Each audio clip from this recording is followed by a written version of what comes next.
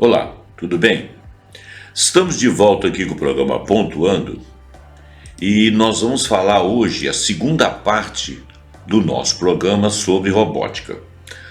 E nessa segunda parte, hoje nós vamos falar de outras tendências emergentes, vamos falar dos desafios e ética, no impacto no mercado, na requalificação profissional, privacidade de dados, viés algoritmo e discriminação, regulamentação, governança, etc, né? E vamos falar também quais são os países, os principais atores no nas nossas instituições e nesses atores em quais países que estão efetivamente mais investindo na qualidade e no desenvolvimento da robótica. Bom, eu espero que você tenha gostado do programa anterior e deixa seu like, compartilha esse vídeo, assina aí o nosso canal e principalmente deixa o seu comentário. O seu comentário é muito importante para nós. Bom, então do que nós falamos ontem na última vez foi o surgimento e a evolução dos robôs, né? Hoje nós vamos falar de outras tendências emergentes. Além das áreas que nós já mencionamos no programa anterior, nós temos várias outras tendências que estão convergindo para moldar o futuro da robótica. Então, expansão da conectividade dos 5G, né? A tecnologia 5G aumentará dramaticamente a velocidade e a confiabilidade de comunicação entre os dispositivos, o que vai tornar a operação robótica um pouco mais eficiente, permitindo um controle remoto otimizado. A miniaturização, que é o desenvolvimento de robôs em escala cada vez menores, incluindo micro-robôs para a detecção de doenças e tratamentos no corpo humano, que vai abrir outras fronteiras e outros espaços. Os materiais biodegradáveis, ou seja, ambientalmente sustentáveis, os crescentes materiais que reduzem impacto ambiental e ampliam possibilidade de interação em ambientes sensíveis, especialmente o que nós já mencionamos, o software robotics, a software robotics, né? Robotics, que demonstra um compromisso com o desenvolvimento responsável. Sensores avançados em visão computacional, aprimoramento de sensores e sistemas de visão computacional que permite que os robôs respondam a variedade de situações com feedback em tempo real. Que hoje em dia quase tudo é feito no ambiente para que ele tenha resposta a partir de uma sensorialidade, né? Ou seja, sensores que são colocados para que ele possa identificar as coisas. E vai haver aprimoramento desses sensores, desses sistemas de visão computacional, de forma que o robô ele vai ter uma capacidade de responder a variedade de situações e dando respostas a situações novas do ambiente que possam aparecer, né? O Neural Jacobian Field do MIT permite que os robôs aprendam seus próprios corpos, né? Puramente por observação visual, ou seja, ele próprio está se vendo, sem necessidade de sensores embarcados ou modelos pré-codificados. E isso faz uma convergência com a conectividade 5G, miniaturização, materiais sustentáveis e sensoriamento avançado, aponta para um futuro da robótica mais em larga escala, ou seja, ubíqua, ecologicamente consciente, altamente perceptível. Isso implica que os robôs se tornarão bem menores, mais integrados ao nosso ambiente, mais cotidianos, menos impactantes ecologicamente, capazes de compreender e interagir com o nosso mundo, né, de maneira cada vez mais sofisticada, possibilitando uma geração de sistemas inteligentes onipresentes. Inteligentes dentro daquela ótica que eu disse para vocês, uma inteligência programada, né, nada que ele possa fazer a partir de si próprio sem que ele esteja programado para tanto.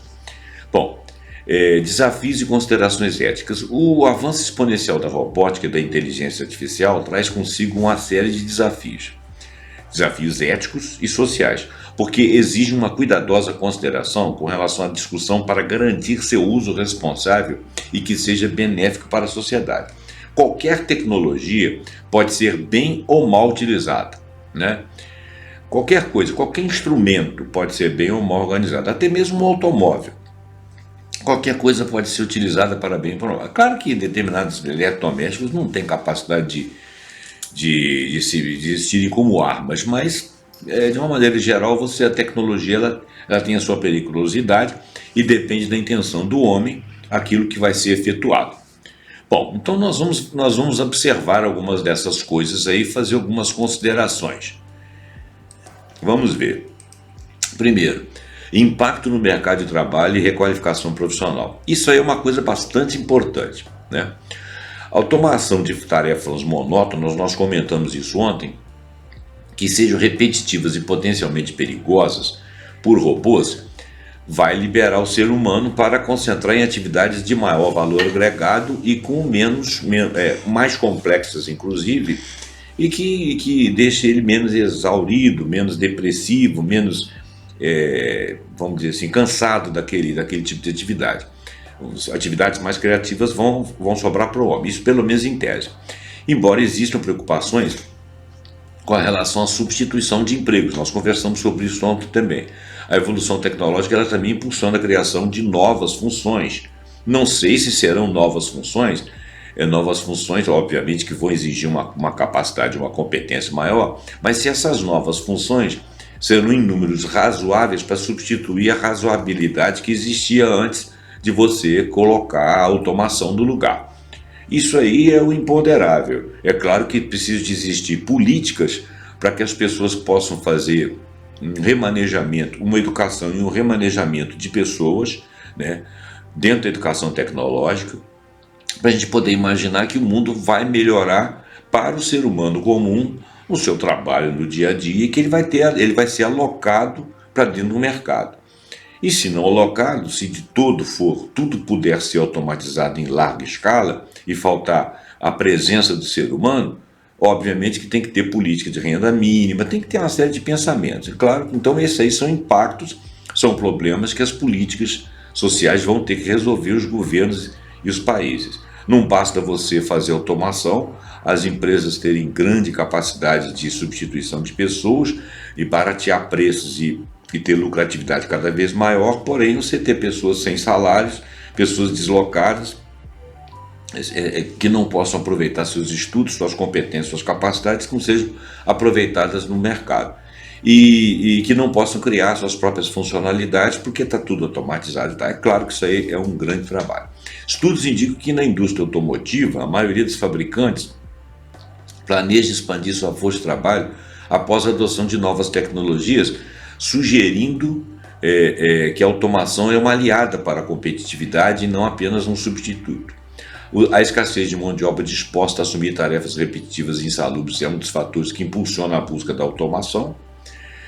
A constante necessidade de requalificação profissional e aprendizado contínuo é crucial para que essa força de trabalho possa se adaptar a essas novas demandas que estão evoluindo, né? E o tema recorrente que a robótica libera funcionários para tarefas mais complexas de maior valor agregado, juntamente com o reconhecimento das preocupações com o deslocamento de empregos, aponta para um impacto paradoxal, porém transformador. É paradoxal por quê? E transformador por quê? Primeiro, que você vai ter uma sociedade completamente diferente, né? Nós vamos ter uma funcionalidade do ser humano completamente diferente. O ser humano ele vai poder colocar menos a mão na massa, ficar mais nas atividades complexas de bastidores, mais na engenharia das coisas. Por outro lado, tem que ter educação para você fazer isso. Por um outro lado, você tem que ter postos de trabalho.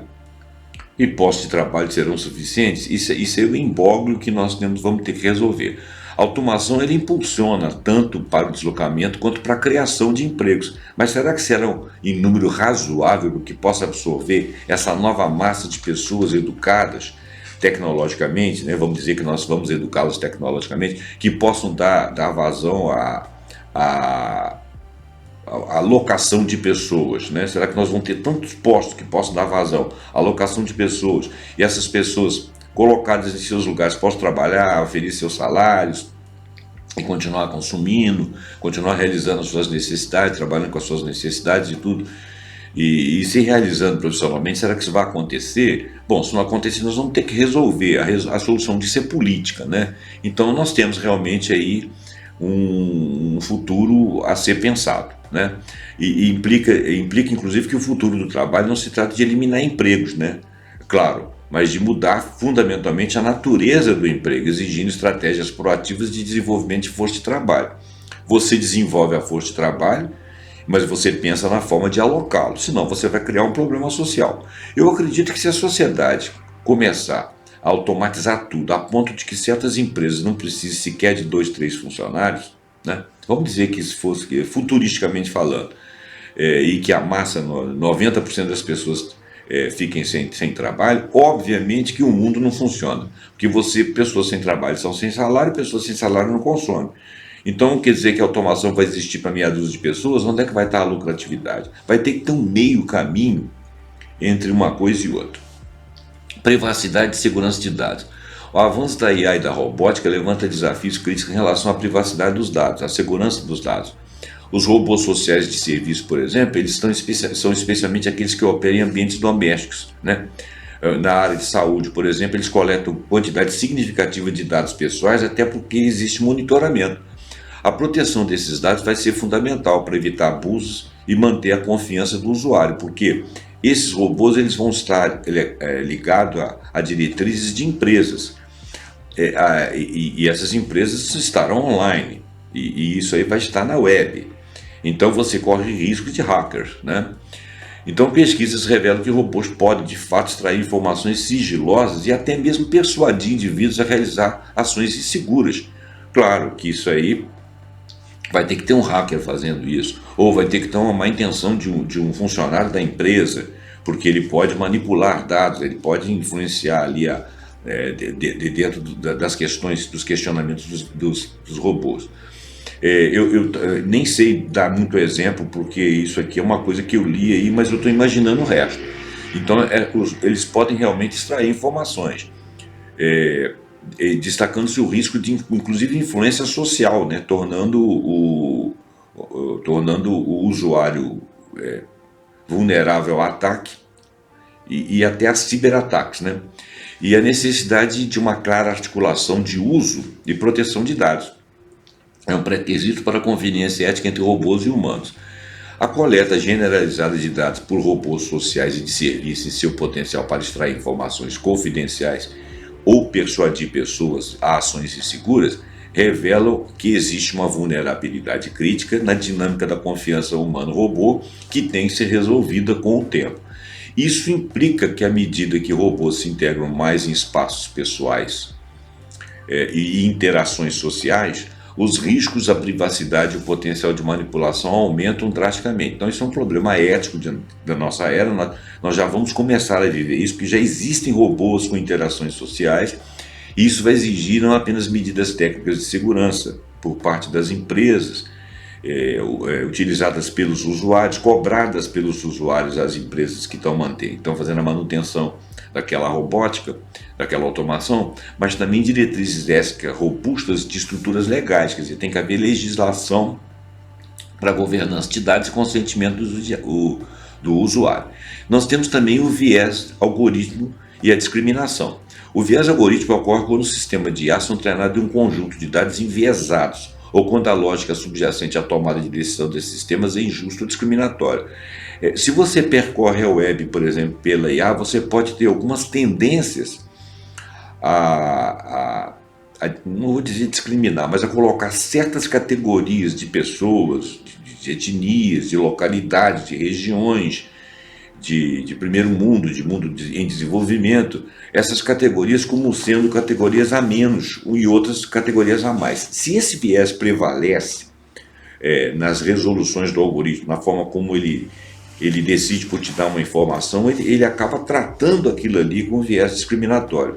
Isso pode ser, muitas vezes, aproveitado intencionalmente, outras vezes é não intencional. Então, esse viés ele pode perpetuar ou até mesmo acentuar preconceitos que já existem, exacerbar preconceitos raciais, afetando negativamente comunidades subestimadas, outros tipos de preconceitos também, né? Certas falas ou certas direcionamentos de conversas que minimizem o papel da mulher, ou que deixem-na de lado, ou que falem, ou que pratiquem etarismo, que que selecione uma pessoa com relação à questão da idade. Então, a necessidade de garantir essa inclusão, imparcialidade e justiça no desenvolvimento do robô social é um princípio fundamental para mitigar esse tipo de risco, né? O risco dos sistemas de IA perpetuarem e amplificar os vieses sociais existentes ainda na boja da nossa sociedade, porque isso está espalhado de informações na web, informações ruins, mas está espalhado, né? E é o que existe, tem existido, destaca que a tecnologia, infelizmente, não é neutra. Não porque existe uma intenção de que ela não seja, mas é porque a forma como os dados são acumulados é que perpetuam certos vieses que às vezes as equipes não conseguem limpar da web, da subweb, né, para poder formar o aprendizado de máquina. E isso implica que o desenvolvimento não controlado da IA pode exacerbar desigualdades sociais, tornando o desenvolvimento ético da IA não apenas um desafio técnico, mas um imperativo, uma necessidade social, porque vai exigir muitas equipes de desenvolvimento com diversidade de pessoas, auditoria rigorosa de dados e algoritmos conscientes de imparcialidade. Quem que vai destinar isso aí? São pessoas, obviamente.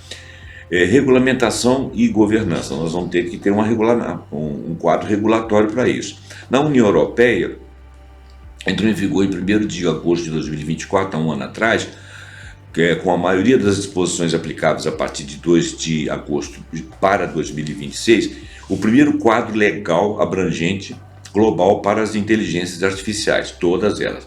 Estabelece um referencial para a governança mundial, adota a abordagem baseada em risco, categoriza os sistemas de IA em 4 vieses: um risco inaceitável, um alto risco, um risco limitado, um risco mínimo ou nulo. O inaceitável: sistemas estritamente proibidos devido ao seu potencial de causar danos significativos, como pontuação social por governos, manipulação prejudicial, reconhecimento de emoções em locais de trabalho, que é uma forma de controle, ou então de educação, que é uma forma de controle também, identificação biométrica remota em tempo real em espaços públicos. Por quê? Porque você está controlando. Claro que existem sistemas que trabalham assim, mas é com consentimento dentro de certas plataformas destinadas a certas coisas. Por exemplo, a China adota isso aí na educação, mas é restrito a uma sala de aula. A pessoa que está fazendo o reconhecimento feito por IA é automaticamente registrado para professores, para um grupo de controladores, e não existe a intenção ali de você estigmatizar a pessoa. É um controle para melhorar a eficiência, mas isso pode também ser usado sem o conhecimento da pessoa. O risco alto: casos de uso que podem representar sérios riscos à saúde, segurança ou direitos fundamentais, como componentes de segurança e infraestrutura crítica, soluções em educação, saúde, emprego, aplicação de lei e imigração. Esses sistemas são sujeitos a requisitos rigorosos, incluindo avaliação de risco, dados de alta qualidade, registro das atividades, documentação detalhada, supervisão humana, robustez, cibersegurança e precisão. É um alto risco quando você tem todo esse contexto com relação aos direitos fundamentais, à segurança do cidadão e à saúde dele. Agora, existem riscos limitados, sistemas que exigem obrigações de transparência, como informar usuários ou interagir com chatbots ou rotular conteúdos gerados por IA, que trafega deepfakes, né? E risco mínimo ou nulo: a maioria dos sistemas de IA que está atualmente em uso na União Europeia se enquadra na categoria de risco mínimo, não possui regras específicas incentivando a inovação, exemplo, jogos e filtros de spam. Quer dizer, todos eles existem risco, mas tem riscos maiores, né? Então, os inaceitáveis, o alto risco, o risco limitado e o risco mínimo ou nulo. Isso não é muito fácil de entender, porque está na letra da lei e precisaria de ver como isso foi categorizado lá. Aqui é apenas um sistema uma leitura de avaliação, né? Então, quando ele fala do risco inaceitável, são quando você está incurso em sistemas estritamente proibidos devido ao seu potencial de causar dano. O alto risco é quando você corre risco de saúde pelo sistema em que você está, na segurança e nos direitos. O risco limitado é quando você o local onde você está exige uma transparência, né, como usuários para interagir com chatbots. E o risco mínimo é o que a IA faz atualmente. Ela conversa com você, às vezes ela te faz uma pergunta e podem vir informações que você não teve controle sobre elas e que não são necessariamente verdadeiros, né? Riscos que você tem em jogos, por exemplo, ou os filtros de spam. Bom, o EU AI Act, quer dizer, European Union Artificial Intelligence Act, ou seja, o ato de inteligência artificial da União Europeia, que como é que a gente fala, quando não tem na Constituição, né? É uma lei, né? Possui aplicação extraterritorial, exigindo que provedores e implementadores globais avaliem sua conformidade, naturalmente para trafegar passando pela União Europeia. Isso é meio complicado de entender. Ela define obrigações claras para provedores que desenvolvem e colocam os sistemas no mercado. Como o mercado é mundial, aparece dentro da União Europeia. Então, a União Europeia ela pode achar ruim uma empresa aqui do Brasil que trafegue lá e que promova algum tipo de risco, tá? Para proteger suas populações. Por isso que pode ser extraterritorial, por causa da defesa das suas populações. Ele define obrigações claras para provedores que desenvolvem e colocam sistemas no mercado, implementadores que usam os sistemas e prevê multas de até 35 milhões de euros ou 7% do faturamento global da empresa em caso de não conformidade desses elementos. O regulamento também aborda modelos de IA de propósito geral que podem apresentar riscos sistêmicos, exigindo transparência e regras de direitos autorais, que é um outro problema que temos também. O quadro regulatório da IA dos Estados Unidos adota uma abordagem mais fragmentada, baseando-se em uma combinação de iniciativas federais, a legislação estadual e padrões voluntários da indústria, ou seja, a própria indústria se organiza e faz seleção de conteúdos e observa se está invadindo transparência, essas coisas. Eu acho isso muito complicado. No nível federal, a Ordem Executiva 14.110 de outubro de 2023, sobre o desenvolvimento seguro e confiável das IAs, enfatiza a justiça, proteção ao consumidor, privacidade e liderança internacional, baseado no Blueprint for an AI Bill of Rights, que é uma lei, né? Lei dos direitos, né? No nível estadual, o Colorado AI Act de maio de 2024, efetivo em fevereiro de 2026, ou seja, vai se efetivar, é uma legislação um pouco mais abrangente que essa federal, impondo obrigações rigorosas aos sistemas de IA de alto risco, principalmente com avaliações de impacto anuais, né, com relação às transparências, iniciativas das indústrias como NIST-ESG, Risk Management Framework, que oferece orientações voluntárias. O contraste entre a União Europeia, né, a lei da União Europeia baseada em risco e a abordagem fragmentada dos Estados Unidos revela estratégias filosóficas e práticas divergentes para governar uma tecnologia que tem rápida evolução. Se você custa para criar a lei, custa para fazer uma abrangente e a tecnologia está mudando, você não vai dar conta dela. É o cachorro correndo atrás do rabo, né?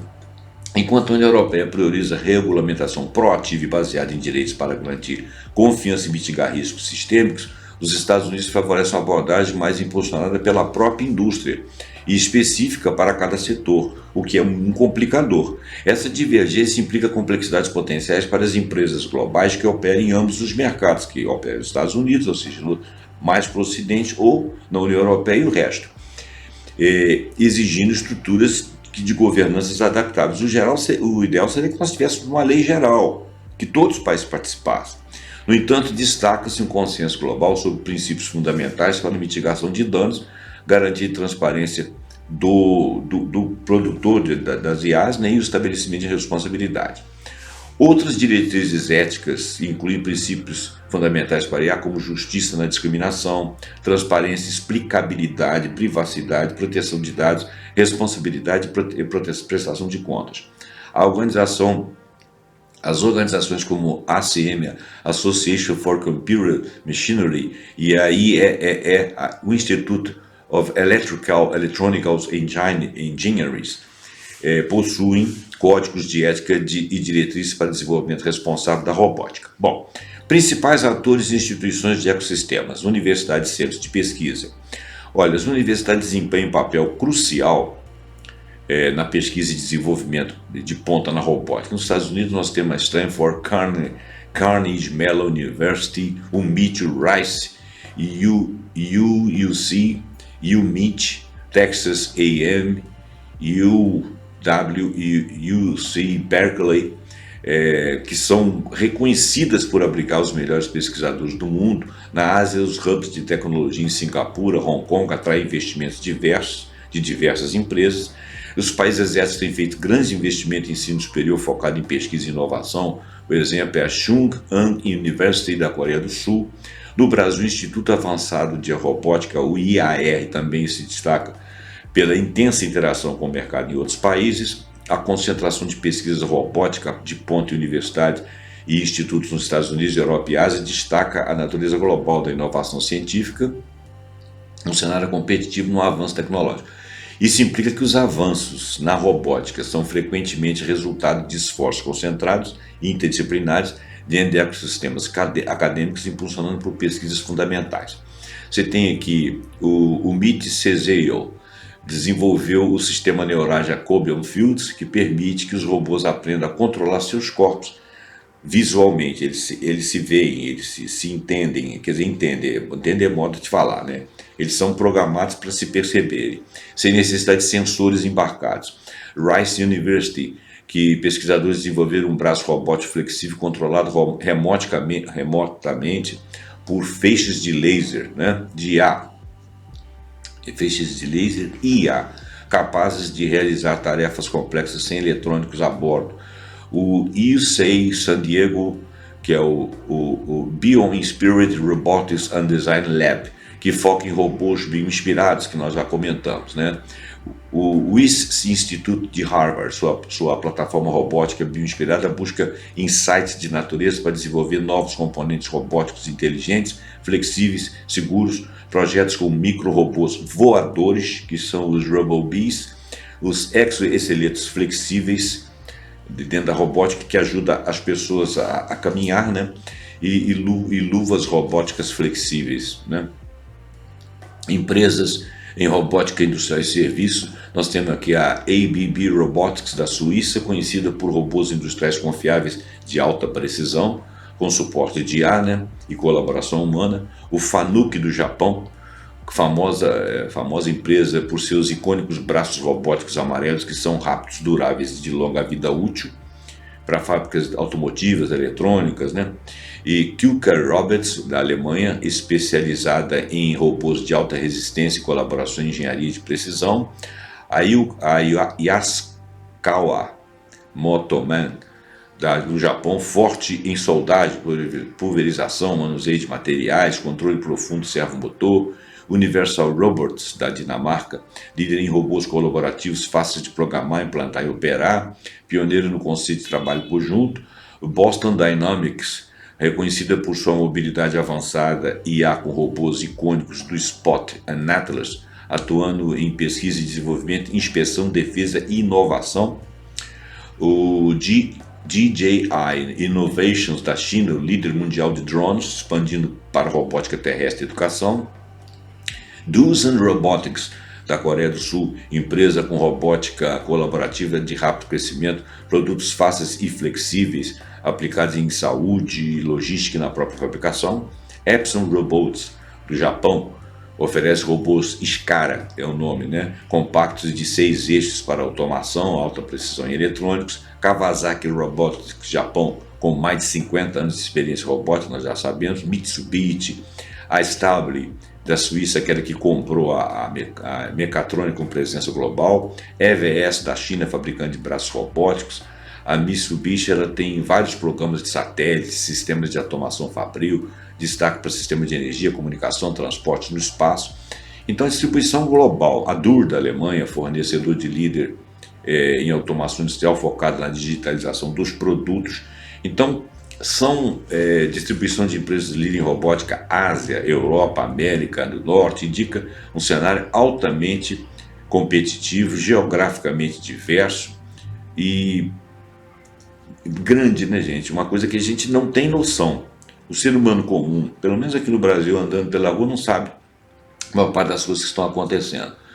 Isso implica que nenhuma região domina necessariamente a comercialização da robótica, fomentando uma competição global.